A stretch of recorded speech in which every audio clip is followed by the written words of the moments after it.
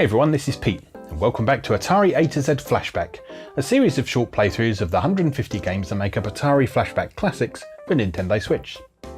Today's game is Major Havoc.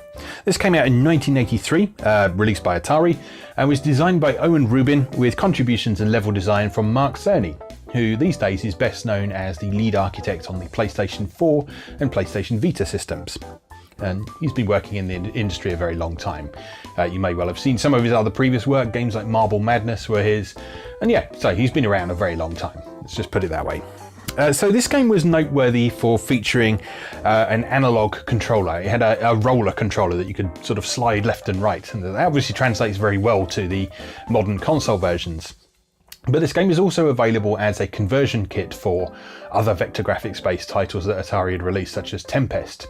And in those cases, rather than replacing the original control, it would simply adapt to use the native controls of the original game.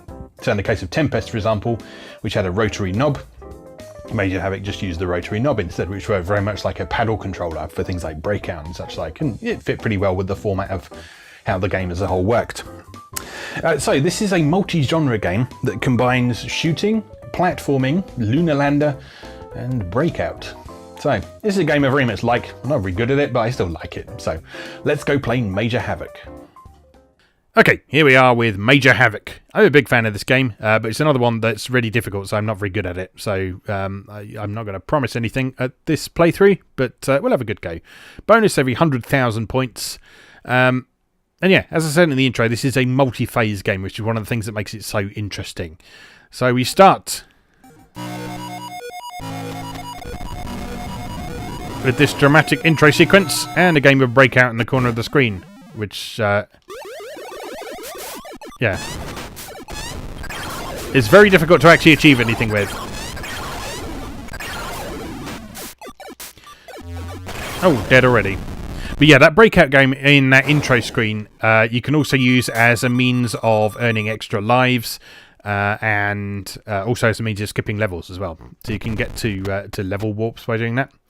Okay, so now we're into the platforming segment. So the way this works is you use the roller thing to go left and right, or the analog joystick on this Switch version, and jump with the A button.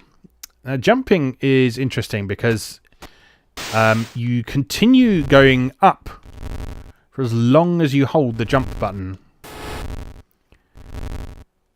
And so that means you can jump up like sort of really high platforms that you might not otherwise be able to reach.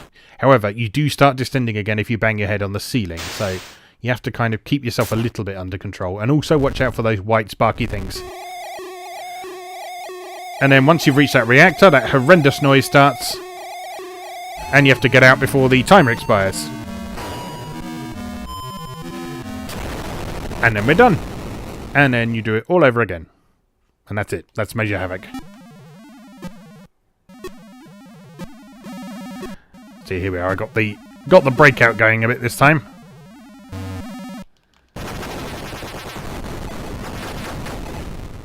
Yes, I kind of got blown up before I could talk about this section beforehand. But yeah, it starts with this sort of 3D shooter segment here.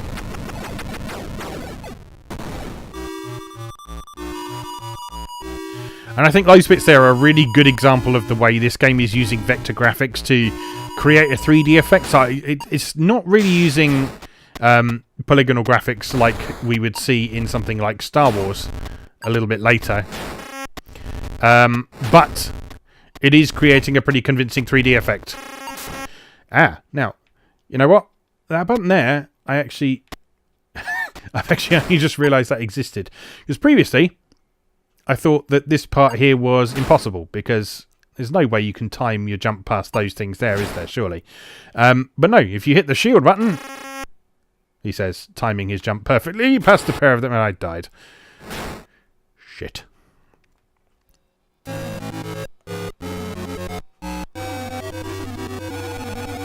But yes, I think I've just revolutionised my knowledge of this game. So I'm going to have another go at this. So, from the beginning.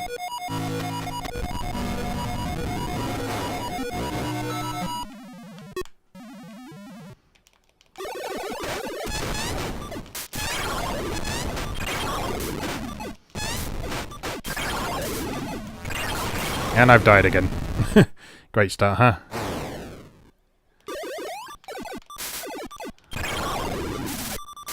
Yeah. So you get bonus points for clearing that more quickly. And you can also pick up a few bonus points for actually shooting the thing you're trying to land on as well. Alright, so let's try and make good use of the shield function. Maybe not on this level, but on the next one.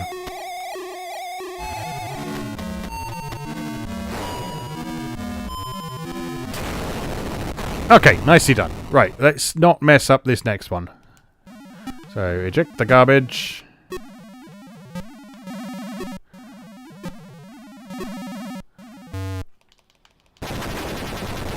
Kill the bad guys. Yeah, this... I was about to say, this second shooting stage feels a lot easier than the first one. But then I died, so evidently not. So I said in the intro, this sort of combines Lunar Lander into the mix. It's nowhere near as complicated as Lunar Lander, so if you have trouble dealing with the sort of more simulation-like aspects of Lunar Lander, then no, you don't need to worry too much about this.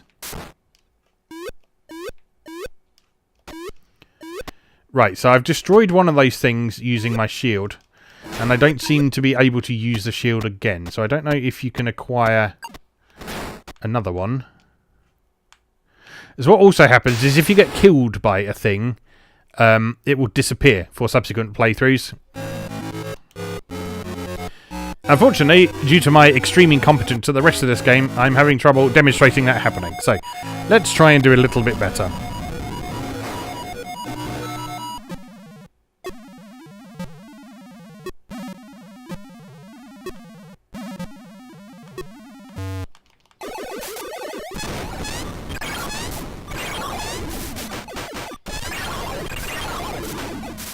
That's more like it. Actually got 2 lives. Yeah, so the Lunar Lander limit, literally all you have to do is just hit the white platform. You don't have to worry about speed or anything like that. So, yeah, nowhere near as difficult as that game. Thankfully. Because Lunar Lander is nightmarishly difficult.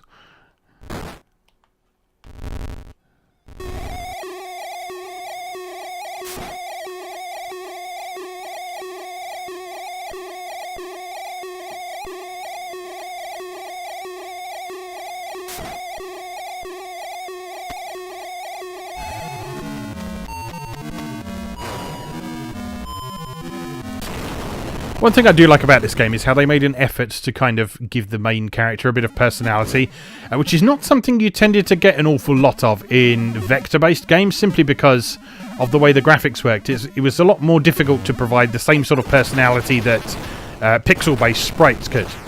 But in this, they did it all through the animation, so the way he leans on the wall and the way he sort of shakes his head when he lands after a heavy fall and that kind of thing.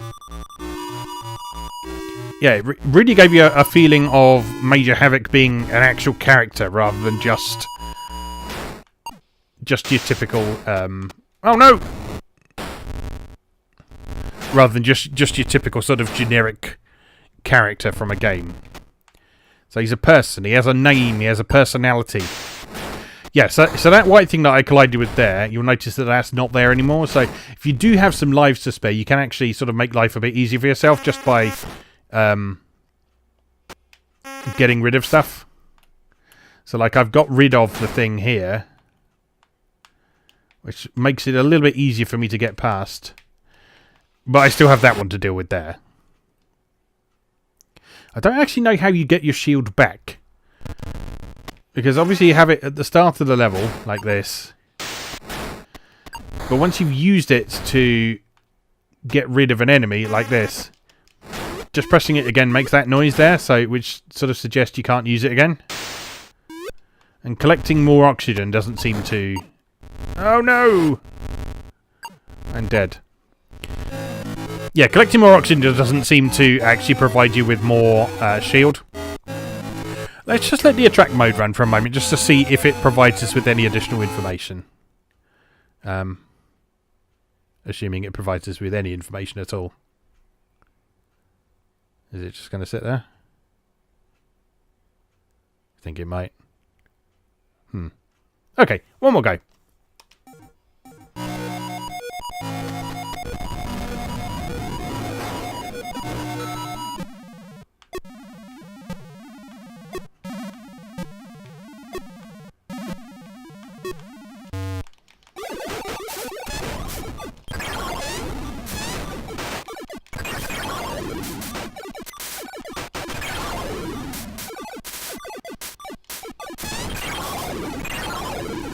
That space station there really reminds me of Elite, the space station you had to dock with in that, particularly on the Atari ST version, which is the version I have the most experience with. They were sort of green in that, and they shaped very much like this thing that you're landing on here. But yeah, this is one of a number of games that sort of shows the flexibility of vector graphics. And so obviously what this one shows is that vector graphics are very much flexible enough to provide a sort of main character with personality, and also to allow these dynamic shifts in perspective as well. So this is a very early example of sort of almost a cinematic game. The way you sort of transition between these scenes, there's no sort of just straight screen switches in this. It's always zooming in and panning and rotating and all that kind of thing, and it's very dynamic and exciting to watch.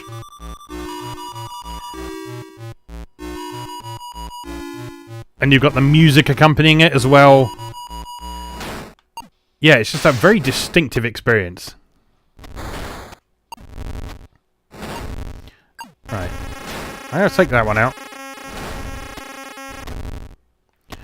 I should have just shielded and tried to get past at the same time, shouldn't I? That would have probably been a more strategic thing to do. Alright, up we go. Over here. Don't think we can... No, there's lots of enemies that way, so let's not go that way. Let's try and time our descent nicely here, though, so we can hop over that one. Look at these mad skills. And straight into the electric death field. That was almost mad skills. However, at the last minute, it was, as we say, not. Right, wait for these. Hop. Up and over. Okay. Oh no, I timed that badly. But we've got another life. It's fine. It's fine. We can make it through this level. You and me together. Watch this. The thing I find interesting about these platforming stages is that there's a lot to each level that is completely optional. That I don't even know if there's any practical reason you want to go to them, just because they seem to be absolutely filled with death. Oh no! No! Oh, that was so close.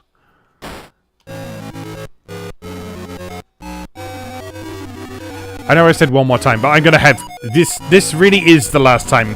I feel like I'm improving, and I feel like this is something I should embrace. I should embrace the fact that I feel like I'm improving at Major Havoc, particularly now I know that the shield button exists.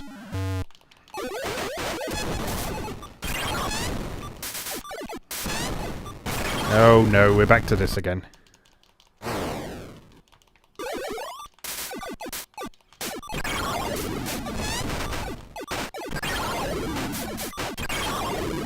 Seriously though, learning that shield button exists is revolutionising my knowledge of this game.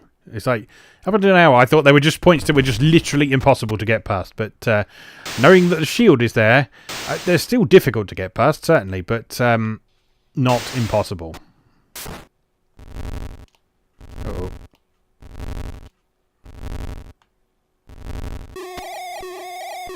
Get out!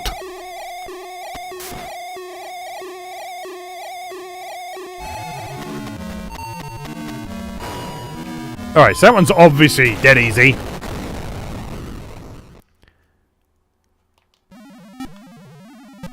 And let's continue. Oh my god, look at the speed of that. That is pretty authentic to the original Breakout, actually. For those of you who've played the original Breakout, you will recall that when you get up to the bricks towards the top of the screen, the ball accelerates to a frankly unreasonable velocity.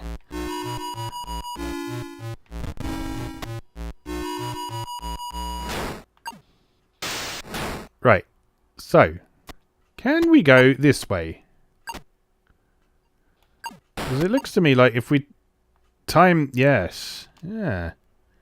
Okay, so alternative routes are vaguely practical.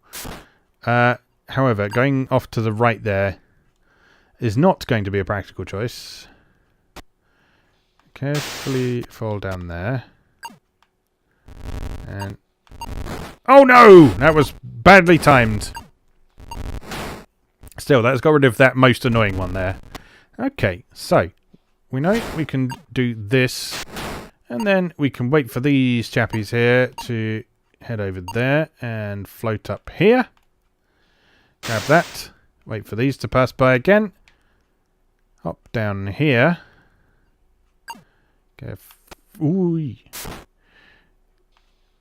Carefully nip over here. Do a little hop into there just so we have enough air control to get to the reactor. Oh no! I hit the wall and died! Oh. I think I've hit my limit of that. So, let's leave that there, shall we? And I'll just say, as always, thank you very much for watching, and I'll see you again next time. Thanks for watching. If you enjoyed this video, please help out the channel by leaving a like or a comment and subscribing. New episodes of Atari A to Z are on Tuesdays and Atari ST A to Z on Thursdays. Check out atariatoz.wordpress.com for a full archive. Do please also check out my other projects moegamer.net, where I explore Japanese and Japanese-inspired games from yesterday and today, and videopackgames.wordpress.com, which aims to catalogue the small but well-formed library of the Philips G7000 Videopack computer, also known as the Magnavox Odyssey 2. You can also support my work on Patreon or buy me a coffee. You can find links to do both down in the video description. Thanks again, and I'll see you next time.